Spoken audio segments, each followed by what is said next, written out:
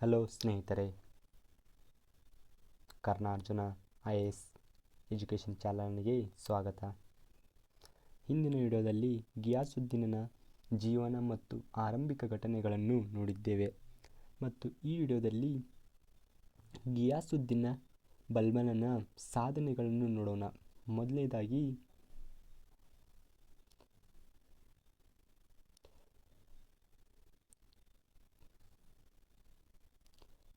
ತುರ್ಕಿ ಸರದಾರರ ದಮನ.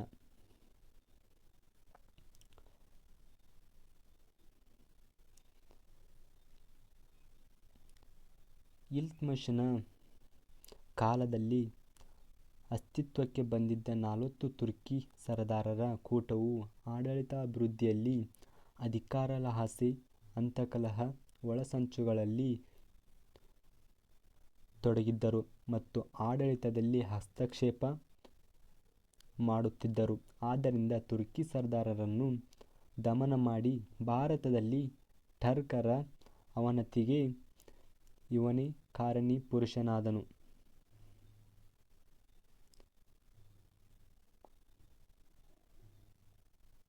ಎರಡು, ಸುಲ್ತಾನ್ ಹುದ್ದೆಯ ಘನತೆಯ ಹೆಚ್ಚಳ.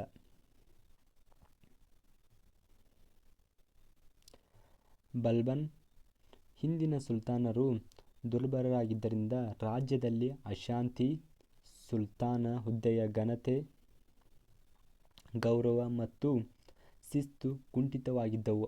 ಇವುಗಳನ್ನು ಪುನಃ ಸ್ಥಾಪಿಸಲು ಹಲವು ಕ್ರಮಗಳನ್ನು ಕೈಗೊಂಡನು. ಅದರಲ್ಲಿ ಸುಲ್ತಾನನು ಭಗವಂತನ ಪ್ರತಿನಿಧಿ, ಸಿಂಹಾಸನ ದೈವದ ಇಚ್ಛೆ ಎಂಬ ತತ್ವವನ್ನು ಪ್ರಚಾರಿಸಿದನು. ನಂತರ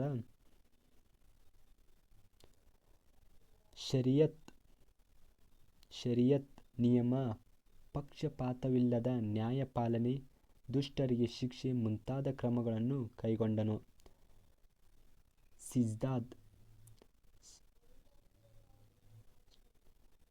ಸಿಜ್ದಾದ್ ಅಂದರೆ ಶಿರಸಾಷ್ಟಾಂಗ ನಮಸ್ಕಾರ ಮತ್ತು ಪೈಮೋಸ್, ಸುಲ್ತಾನನ ಪಾದ ಚುಂಬಿಸುವುದು ಎಂಬ 2 ನಿಯಮಗಳನ್ನು ಪಾಲಿಸಬೇಕಿತ್ತು. ನಂತರ ಸುಲ್ತಾನನು ಆಸ್ಥಾನಕ್ಕೆ ವೈಭವಯುತವಾದ ಉಡುಪುಗಳು ಮತ್ತು ಸರದಾರರಿಗೂ ನಿರ್ದಿಷ್ಟವಾದ ಉಡುಪನ್ನು ಧರಿಸಿಯೇ ಬರಲು ತಿಳಿಸಿದ್ದನು ಮತ್ತು ಹಾಸ್ಯ, ಲಘುನಗೆ, ಹರಟೆ, ಮದ್ಯಪಾನವನ್ನು ಆಸ್ಥಾನದಲ್ಲಿ ನಿಷೇಧಿಸಲಾಗಿತ್ತು.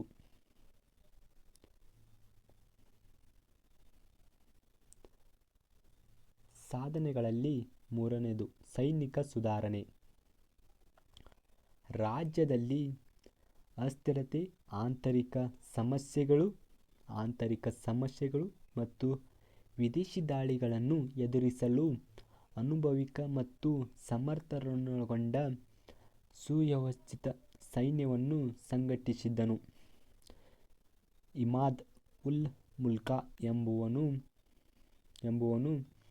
ಸೇನಾ ಮಂತ್ರಿಯನ್ನಾಗಿ ನೇಮಿಸಿದ್ದನು.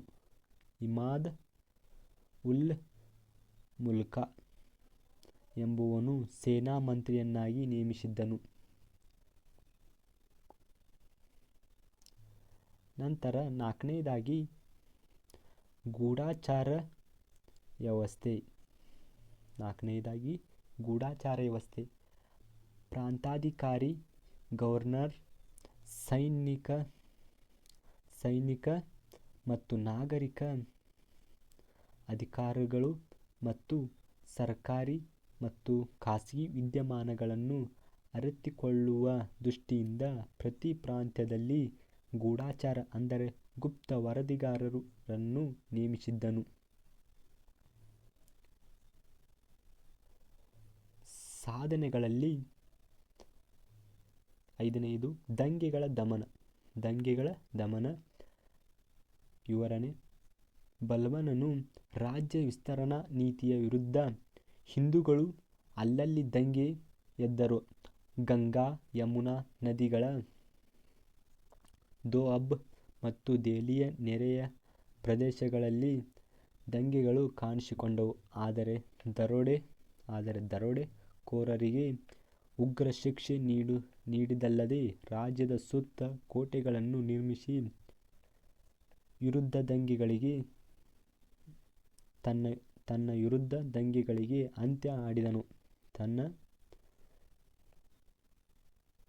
ವಿರುದ್ಧ ದಂಗೆಗಳಿಗೆ ಅಂತ್ಯ ಹಾಡಿದನು.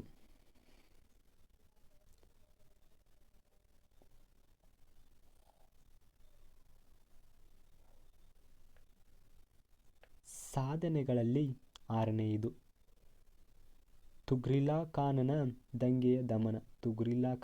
ದಂಗೆಯ ದಮನ. ಬಲ್ಬನ್ ಶಕ್ತಿಶಾಲಿಯಾಗಿ ಸೈನ್ಯ ಬಳಸಿ ತುಘ್ರಿಲಾಖಾನನ ದಂಗೆಯನ್ನು ದಮನ ಮಾಡಿದನು. ಇದರಿಂದ ದೆಹಲಿ ಸುಲ್ತಾನನಾಗಿ ಶಾಂತಿ ಸ್ಥಾಪನೆಯಾಯಿತು ಮತ್ತು ಸುಲ್ತಾನ್ ಹುದ್ದೆಯ ಶಕ್ತಿ ಹೆಚ್ಚಾಯಿತು. ನಂತರ 7ನೆಯದಾಗಿ ಮಂಗೋಲರ ದಾಳಿ. ದೆಹಲಿ ರಾಜ್ಯದ ವಾಯುವ್ಯ ಭಾಗ ನಿರಂತರ ಮಂಗೋಲರ ದಾಳಿಗೆ ತುತ್ತಾಗುತ್ತಿತ್ತು. ಆದ್ದರಿಂದ ಗಡಿಯುದ್ದಕ್ಕೂ ಕೋಟೆಯನ್ನು ಕಟ್ಟಿದನು. ವಾಯುವ್ಯ ಗಡಿ ರಕ್ಷಣೆಯ ಹೊಣೆಯನ್ನು ದ್ವಿತೀಯ ಪುತ್ರ ಬುಖ್ರಾ ಖಾನನಿಗೆ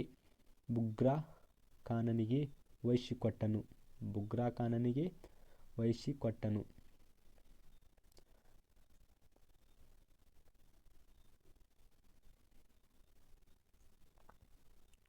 ನಂತರ 8ನೆಯದಾಗಿ ಬಲ್ಬನ್ನ ಮರಣ.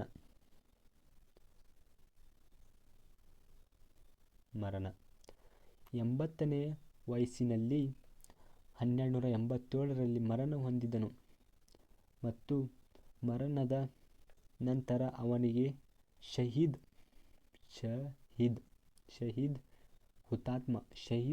ಹುತಾತ್ಮ ಎಂಬ ಬಿರುದು ನೀಡಲಾಯಿತು.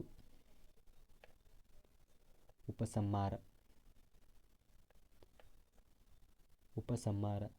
ದೆಹಲಿ ಸುಲ್ತಾನರಲ್ಲಿ ಶ್ರೇಷ್ಠ ಸುಲ್ತಾನನಾದ ಬಲ್ಬನನು ದಕ್ಷ ಆಡಳಿತಗಾರನು,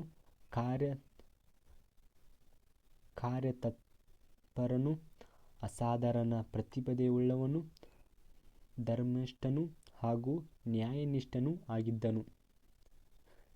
ಉಪಸಂಹಾರ. ದೆಹಲಿ ಸುಲ್ತಾನರಲ್ಲಿ ಶ್ರೇಷ್ಠ ಸುಲ್ತಾನನಾದ ಬಲ್ಬನನು ದಕ್ಷ ಆಡಳಿತಗಾರನು, ಕಾರ್ಯತತ್ಪರನು, ಅಸಾಧಾರಣ ಪ್ರತಿಭೆಯುಳ್ಳವನು, ಧರ್ಮನಿಷ್ಠನೂ ಹಾಗೂ ನ್ಯಾಯನಿಷ್ಠನಾಗಿದ್ದನು.